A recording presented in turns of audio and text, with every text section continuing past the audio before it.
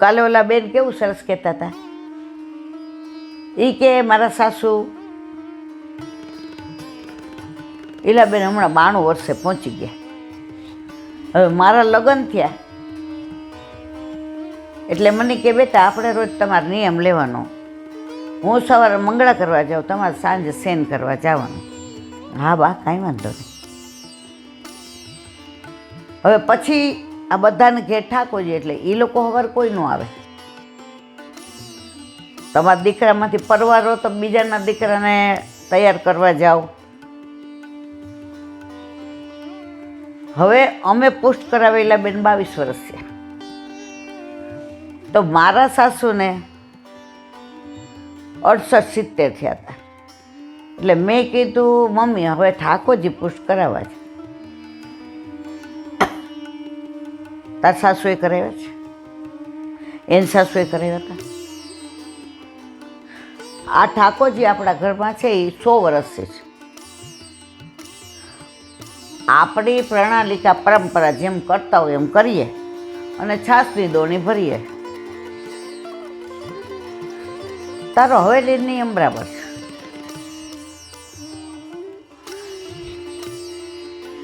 હવે મેં એમની ઉપરવટ એટલે પ્રેમથી ઉપરવટ મેં કીધું ના બા હવે ઠાકોરજી પુષ્ટ કરાવવા છે. શરૂઆતમાં 2-4 મહિના આવે, જાળીજી ભરે, ચરણ સ્પર્શ કરે, પણ એમના મોઢા ઉપર જે ઉત્સાહ હોવો જોઈએ નહીં. કારણ કે એ 50 વર્ષથી હવેલીએ જતા હતા. હવે મારા સાસુ અત્યારે તો પહોંચી ગયા. છેલ્લે ઈલાબેન બાથરૂમમાં પડ્યા. તમે જોજો, જે ઉંમરવાળા થાય ને એ 90% બાથરૂમમાં પડે ને ગોળા ભાંગે, પછી ઊભા ન થાય. એટલે મને તો આજની તારીખમાં બાથરૂમમાં જાઉં ને સહેજ ભીનું હોય બીક લાગે. છેલ્લા 3.5 મહિના પલંગમાંથી ઊભા ન થઈ શક્યા. સવારે ઓલી બાઈ નવડાવવા ધોવડાવવાવાળી આવે, વ્હીલચેરમાં બેસાડે, વાળ હું ઓળી દઉં. મારા સાસુના વાળ એટલા મોટા ઈલાબેન કે ઓલી ઓળે ને તો એ ચીસો પાડે. આપણા વાળ કોક ઓળે ને તો આપણને બહુ તણાય. અને મારાથી ટેવાઈ ગયા હતા. મારા લગ્ન થયા ત્યારથી હું એને તેલે નાખી દઉં અને વાળ ધોવે ને તો ભૂંચાઈ કાઢી દઉં. એટલે મારો હાથ એને ગમે. અને પછી હું એને કહું મમ્મી વ્હીલચેર અહીં લઈ દઈએ છીએ, તડકામાં બેસો અને બેઠા બેઠા પાઠ કરો. પછી ઠાકોરજીને અનુસર થાય એટલે હું કહું હવે ચરણ સ્પર્શ કરી લ્યો, એટલે અનુસર કરીએ. આંખમાંથી દોડ દોડ દોડ દોડ આંસુ પડે. દીકરા તે મારી ઉપરવટ થઈને પુષ્ટ કરાવ્યા ને, મેં ગામમાં તારી થોડી નિંદાઈ કરી હો. હવે મને ખબર છે આમાંથી ઊભી નથી થવાની. અને 92 વર્ષ થયા છે, ગમે ત્યાં લીલામાં જઈશ. પણ તું ઠાકોરજીની જેવી સેવા કરે છે ને એવી મને તું આમ સેવા કરે છે. એ કે બાઈ તો મારી ફરજ છે, તમારા દીકરાને તમામ મોટા નહીં કર્યા હોય. એ કે સાંભળ, હવે મને લાગતું નથી 2-4 દિવસ કાઢું. જો તે પુષ્ટ ના કરાયો હોત, આપણા ઘરે આપણા માથે બિરાજે એટલે આપણા બધાયના, તે પરાણે પુષ્ટ ના કરાયો હોત તો 3.5 મહિનાથી હવેલી તો જવાનું નથી. મંગળમુખી સદા સુખી કરીને દોડતી હતી. હવે એ બધી સખ્યો શરૂઆતમાં આવતી રોજ. મંગળાબેન, અરે નામ બોલાઈ ગયું, તમારે બેના મજા નથી આવતી સવારે. હવે એ કે આજે ચરણ સ્પર્શ મળે છે, દર્શન કરવા મળે છે, અધરામૃત મળે છે, બેટા, સાસુ પુશ કરાવે ને વહુ તેલ કરે બહારની.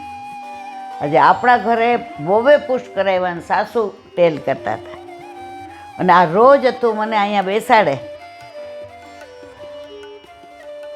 ઓલી બેન નવડાવીને જાય, તું તૈયાર કરી દે, ચૈણા મતાપ, અને પછી મને હાથ ખાસા કરાવી અને ચરણ સ્પર્શ કરાવે. મમ્મી હવે દવાનો સમય થયો છે, હવે સૂઈ જાઓ.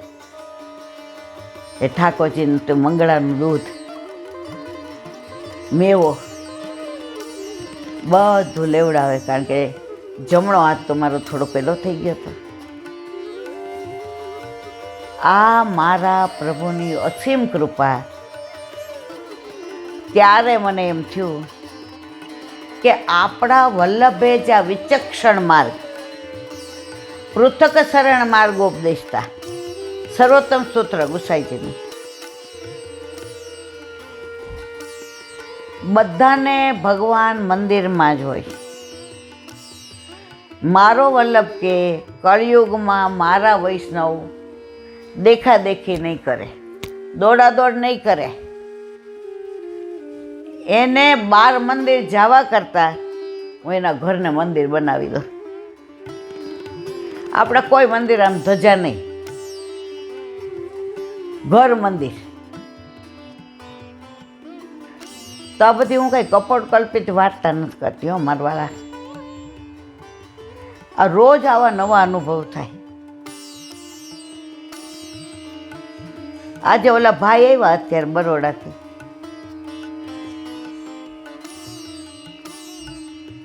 એની બહુ સવારે પુશ કરાવીને આવી. એ કે મમ્મી પેલા ઇલાનતીને ત્યાં જઈ આવીએ પછી જઈએ. એટલે એના મમ્મી સાસુ વ્યવહારુ હતા. એ કે હાલને બેટા અવેર થશે, આપણે અહીંથી 15 કિલોમીટર દૂર જવાનું છે. એ કે ના. એટલે એ બધાના ઠાકોરજી પુશ થઈને પહેલાં આપણા ઠાકોરજીને મળવા આવે કે જો તારો સખો આવી ગયા. અને એના સાસુ એટલા સારા. એ કે ઈલાબેન હું બીતી હતી તો જે ટાઈમમાં થાસ, મારા દીકરાને 7:30ની નોકરી, હું બરોડા રહું, પછી મારા ઠાકોરજી તારા જ છે, હવે પુષ્ટ પછી કરાવજે. આ સત્સંગ સાંભળીને કે મમ્મી મને ખબર તમે 100 વર્ષના થવાના છે, હજી 30 વર્ષ પછી મારા માથે ઠાકોરજી પધારે. મારી ઉંમર 32-35 વર્ષની, મારે હવે ઠાકોરજી વિના નથી રહેવું. અને આજે જે પુષ્ટ કરાવ્યા ને એના આંખમાં જે અમી હતું, આમ બોલવાનું બંધ ન કરે એવી રાજી હતી કે હું શું કહી દઉં. મેં કીધું તને સવારે બધાને ચા પાણી નાસ્તાનું પૂછીએ. એ કે લાંટી આજ નક્કી કર્યું હતું, ઠાકોરજી પુષ્ટ ન થાય ત્યાં મોઢામાં કાંઈ ન નાખું. મેં દીકરા આજે અતકીમ ખીર વધુ જ હોય રવિવારે, કે મને ખબર છે વૈષ્ણવો રવિવારે કૃપા કરે છે મારા ઉપર. ધરાઈને ખીર ખાધી. વાતમાં ઠાકોરજી આવે, હજી પુષ્ટ હાજર થઈને આવ્યા. મને જે આજ્ઞા કરી હો એ સખડીને દૂધ ને મેવો ધરાવજે, પણ ઉત્સવમાં તાર ખીર ધરાવી હોય ધરાવજે. એની દરેક વાતમાં ઠાકોરજી હતા. હવે જો ઘરે બિરાજતા હોય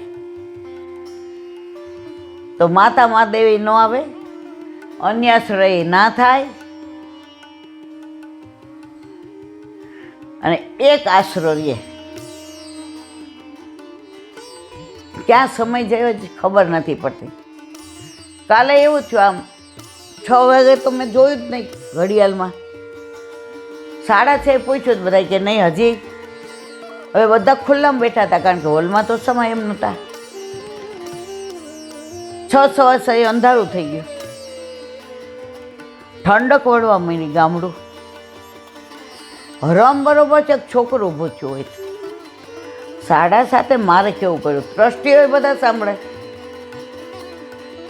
ઘણી જગ્યાએ તો પછી કહેતા હોય બેન હવે ટાઈમ થઈ ગયો છે, પણ બધા એવા રસમાં ડૂબ્યા હતા કે 7:30 સુધી ઓલું સ્ટેચ્યુ કીધું હોય અને બધા બેસી રહે ને એમ બેસી રહે. તો પુષ્ટિ માર્ગમાં જરાય ગભરાવાની જરૂર નથી, અપરસથી જરાય બીવાની જરૂર નથી. નાય ધોઈ ચોખ્ખા કપડાં પહેરીને સેવા પહોંચો, લેટ્રિન જાઓ ત્યારે કપડાં બદલાવીને નાઈને આવો.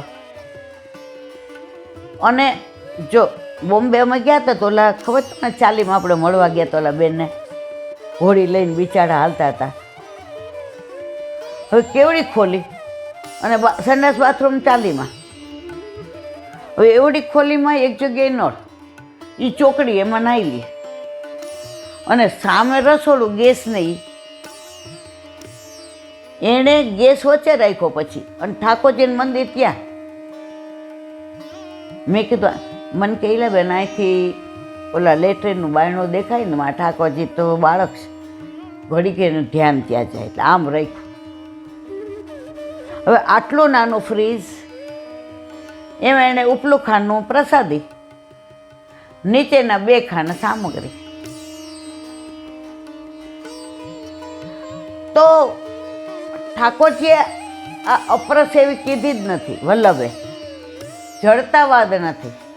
આ 3 વસ્તુનું ધ્યાન રાખો કે પ્રસાદીને અઢી જાઓ એટલે હાથ ખાસા કરો. ફ્રીજ તમારે એક જ હોય, ઘર નાનું જ, ઉપર તમે પ્રસાદીનું ખર નીચા. આમાં ક્યાં અઘરું આવ્યું? એટલે અત્યારે હજી ઘણા બ્રહ્મ સંબંધીઓ છે જે ઠાકોરજી પુષ્ટ કરાવતા બીએ છે.